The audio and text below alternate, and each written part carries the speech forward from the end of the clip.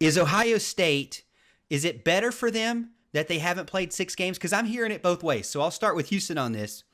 Is it better for Ohio State that they haven't played 6 games, or is it a disadvantage? Because what I'm seeing from some people is saying that it may be a disadvantage because they haven't had time to gel, to find their identity, to get on the same page on offense and defense, to understand each other, understand the men that are standing next to them shoulder to shoulder.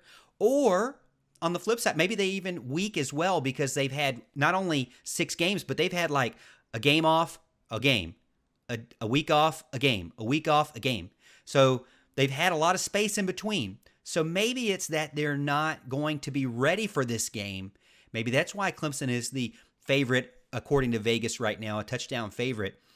Is it that, or do you lean more on it actually helps them because they're fresher, as all the South Carolina fans like to remind Clemson that they don't play anybody, so they're always got fresh legs. So 6 games obviously give you fresh legs. Well, don't listen to South Carolina fans. Their new coach just rehired Mike Bobo, so I don't really take any of their opinions. I don't really take them seriously. But here's the thing: Ohio State, and this is such a weird year. One could say, "Oh, the time off is good," but I feel like in a year like this, where you've had so much time off, and then you have so much start and stop and start and stop, you don't really know. And here's the other part about Ohio State: who have they beaten that is like a Clemson level, a Notre Dame level team this year? You can't really say it. Like Northwestern, I don't know. Indiana is a good team, Yeah. but they're not Notre Dame. And both of those teams gave Ohio State fits. Now, look, I could be wrong, and it could be an advantage, and Ohio State throw for 5 million yards, and they win the game. But from what I see, there's a lot of problems that Ohio State hasn't had a chance to address yet because they haven't had the games to address it and adjust yet. And you're about to throw them into the biggest game of the year against the best opponent they've played with a lot of holes. I know we'll talk about it later in the show, but there are issues on their defense, no doubt about it. They have issues on their offense compared to last year. There's no doubt about that. Whereas you would have 6 extra games, or even in a year like this, if you started on time, 4 or 5 extra games to work out those kinks or figure out something. Like even with Clemson struggling to run the ball, well, you get Travis Etienne the ball by throwing him the ball. Well, you haven't seen the adjustment from Ohio State, and that's why I think it's a disadvantage. Yeah, look, first of all, on the Mike Bobo thing, look, they had to hire Mike Bobo because they need the quarterback savior Gunnar Stockton to come in, okay? That's the only reason Mike Bobo was retained, and everybody knows it, all right? But as far as the Ohio State thing goes, look, I personally think that you can only look at it as an advantage. I understand the wanting to gel with each other and everything, but their offense isn't the problem. They can score points, okay? The reason they didn't score points the last couple of games is because they didn't have Olave as one of their best receivers. I think is their best receiver.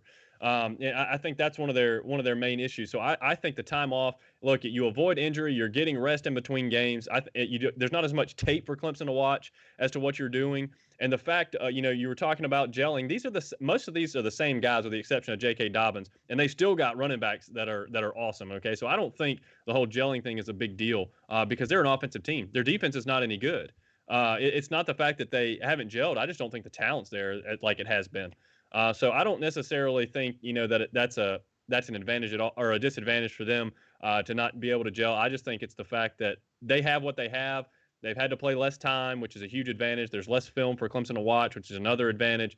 I think there's definitely some on paper advantages to only playing 6 games throughout the year for sure. But that's kind of my take on it. Good discussion. Got people in here. Hart, Al, John, all getting in. John says it's a disadvantage because they haven't had a chance to develop, like Morgan says. Thank you, John. Thank you. Yeah, nice one to pick to read. Think about it, though.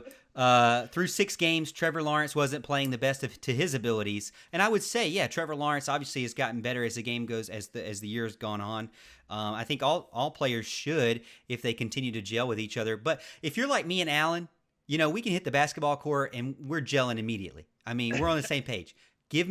Let me inbound the ball, and then I just pass it to Allen. That's all I got to do, baby. I don't forget that. It doesn't matter. 2 years, 3 years apart, pass it to Allen. That's all I got to do.